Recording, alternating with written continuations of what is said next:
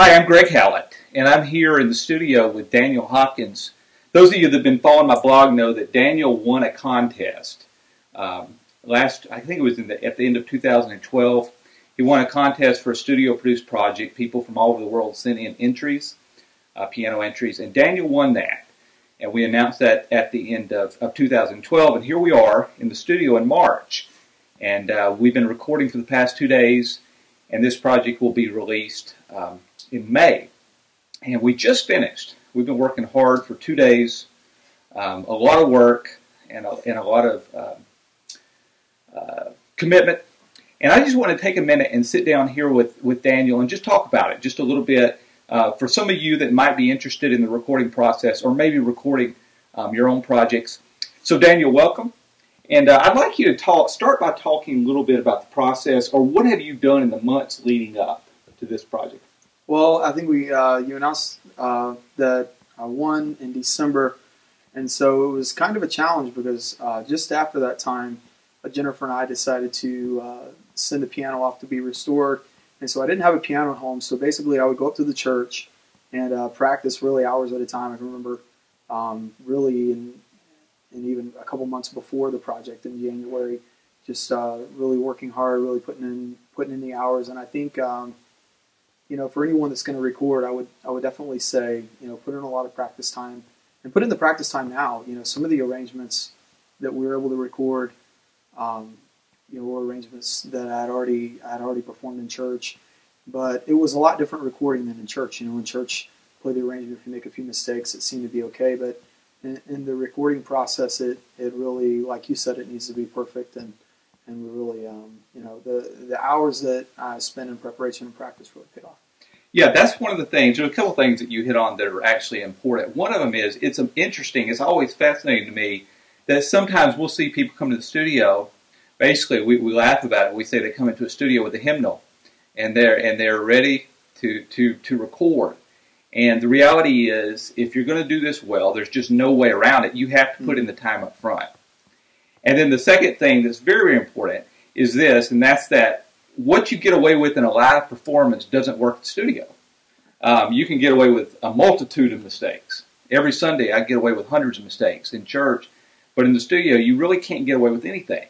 Now we have tools, we have ways to, let's just say, redo things, but you still have to get through music very, very cleanly for it to work, so it takes a lot of time. Talk about the studio. This is a studio here in Kennesaw, Georgia, which is part of Atlanta, really, larger Atlanta, at Mount Perrin. It's actually called Murray Studio. But talk about your impressions of the studio. When we got here, we actually thought, Roberto and I drove up, and we first thought we were at the wrong place because, there was a lot of big buildings and things like that. But come to find out, this is actually a Christian school facility, and this whole building here is actually a building dedicated to their fine arts program. And so just walking in the studio, really walking in the building, we knew that, it was going to be a really, really nice studio.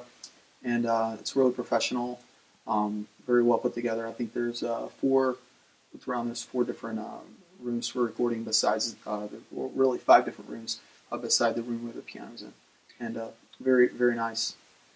This is a C7, in case you're wondering, which is sort of a standard instrument in studios, a standard piano in studios. It's a great one, and I play a lot of pianos in studios. Very, very few I'd recommend, but this is one that I played that maybe 6 months ago. I found out about the studio and came over to play it, and it's right now the only piano really in a studio in Atlanta that I would probably bring somebody to, but a great piano. Talk about the last few days, the 2 days. I know a lot of the time you're probably wanting to kill me and kill Jason. Jason's running the board. We have a lot of thoughts. One of them maybe we're very honest. And so we put him through the ringer in regards to that. Talk about how it's gone. It's gone really good. Just the days leading up to the recording. I remember that Sunday night after church, and we had a lot of music going on that night at church. And so after church, I went home for a little bit and ate dinner. And then after that, went back up to the church, practiced some. Probably got about 2 hours of sleep. So we flew in on Monday. And after we flew on Monday, I think I passed out. I slept for maybe 4 or 5 hours that afternoon. And then that night, got a good night's rest. And I think that was really important, just getting a good night's rest and just kind of setting it aside and saying, hey, it's going to be fine. I've prepared for this moment. and so just kind of being at peace. But then the next day, we came to the studio, we were ready to record. I remember, I think we were on maybe track number 3. I don't remember exactly which track it was, and I just remember Jason saying, Dan, he didn't say don't drive angry, he said don't play angry, and that kind of just stuck in my head because that's exactly what I was doing. And it was nice to know that Greg and Jason had been there, done that before. And so their experiences in the studio in the past and knowing what sounds good, and really not only looking at details, but really looking at big picture, knowing what people like, has really helped. And just, a lot of times pianists are looking so detailed at maybe their little lick that they want to play, or they may be looking at the style that they want to perform. They're not maybe focusing on the rhythm, or maybe they're not focusing on the melody or some of the big picture items. And Greg really helped to bring that out to light. In general, as producer, I have to watch the clock. We have 2 10-hour days here, which is sort of standard. 10 hours is about the most you can expect somebody to play well. And so we're recording 10 songs. We actually recorded 11. We got an 11th in. But 10 songs, which means, simple math, 2 hours a song. So I hate to burst any bubbles or give away any trade secrets, but you don't just play a song and it's right. We play and then maybe a couple takes, and then we do a few fixes. I hate to admit it, but it's true. We'll fix a song and then listen to it a last time.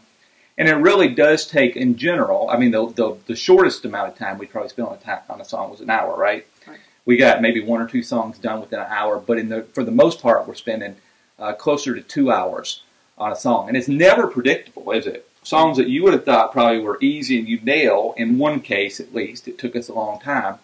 While in some cases, songs, like we just recorded one, and it only took us maybe an hour and a half, and it was a song you weren't even, it was a last resort type of song. Right. You weren't sure that you would even record it.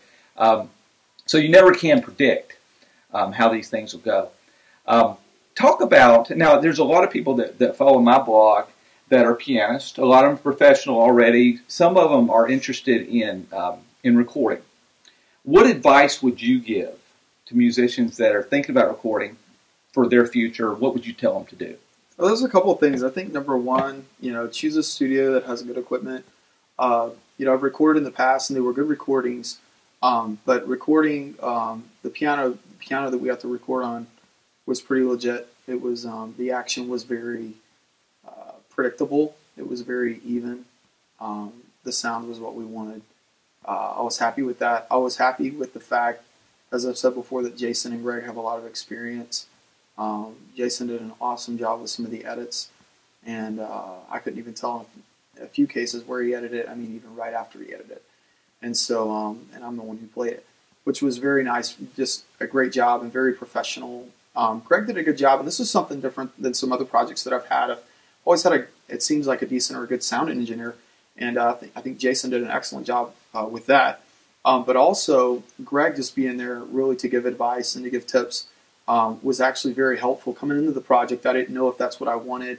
I was kind of thinking, okay, I can't really change things last minute, but it was definitely things that could be changed and things that were changed for the better. So I really appreciated his input.